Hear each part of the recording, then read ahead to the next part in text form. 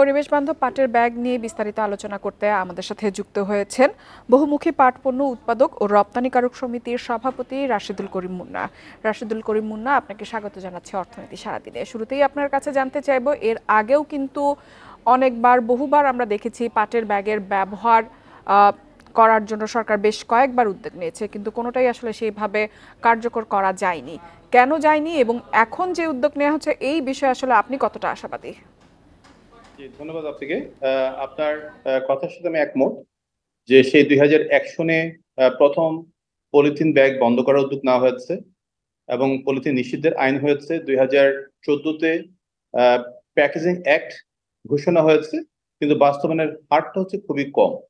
এটা মূল কারণটা হচ্ছে যেখানে বাজারে খুব সহজলভ্য এবং সস্তায় সিঙ্গেল ইউজ প্লাস্টিক ব্যাগ পাওয়া যাচ্ছে, সেক্ষেত্রে পাট বা ন্যাচারাল বেস এনি ব্যাগের ক্ষেত্রে মানুষের উৎসাহটা কম।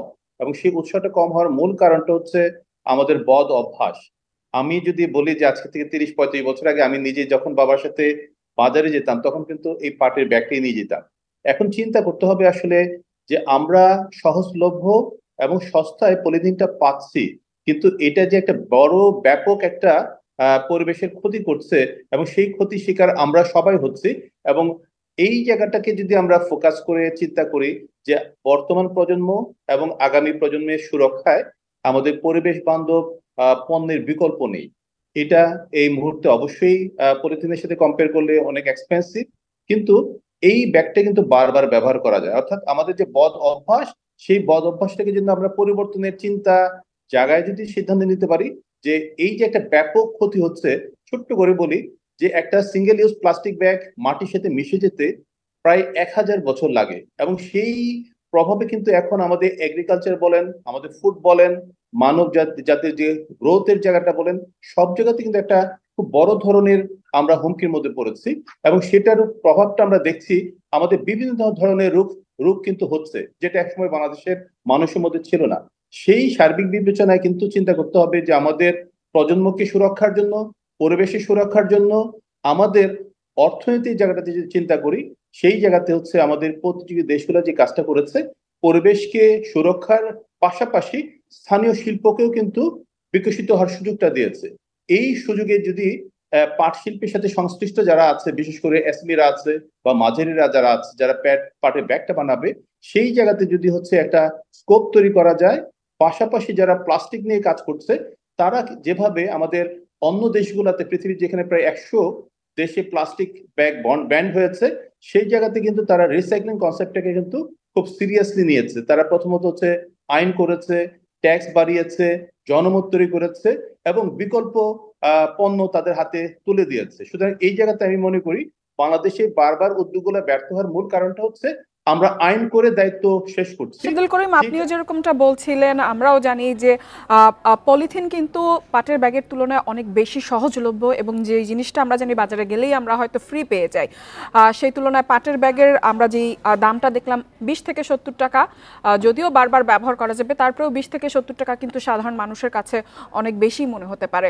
তো তারপরেও আপনার কাছে জানতে চাইবো, যেহেতু সহজলভ্য পলিথিন, সেই তুলনায় পাটের ব্যাগ আসলে কতটা জনপ্রিয় করতে পারবে, অথবা সরকার এই পলিথিন বন্ধে আসলে উদ্যোগ যেভাবে নিচ্ছে সেটা আসলে কি কার্যকর হয়েছে কিনা আপনার বলে মনে হয়? আমি তো একটু আগে বললাম যে বিভিন্ন সময় আইনগুলা ঘোষণা হয়েছে এবং চাপিয়ে দেওয়া হয়েছে। এই চাপিয়ে দেওয়ার কারণে হচ্ছে জনগণ সেটাকে রিসিভ করেনি।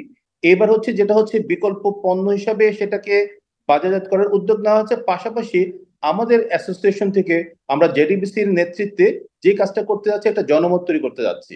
অর্থাৎ মানুষ যদি ওই জায়গাতে হচ্ছে কনভিন্স হয় যে পলিথিনটার যে একটা ভয়াবহ ক্ষতিকারক সাইড আছে, যদিও সস্তা সহজলভ্য, সেই জায়গাতে কিন্তু আমরা অভ্যস্ত হয়ে গেছি। অর্থাৎ যে কথাটা বলতে যাচ্ছি, আজকে থেকে 30 বছর আগে কিন্তু বাজার করতে গেলে এই পাটের ব্যাগটাই মানুষ সবাই নিয়ে যেত।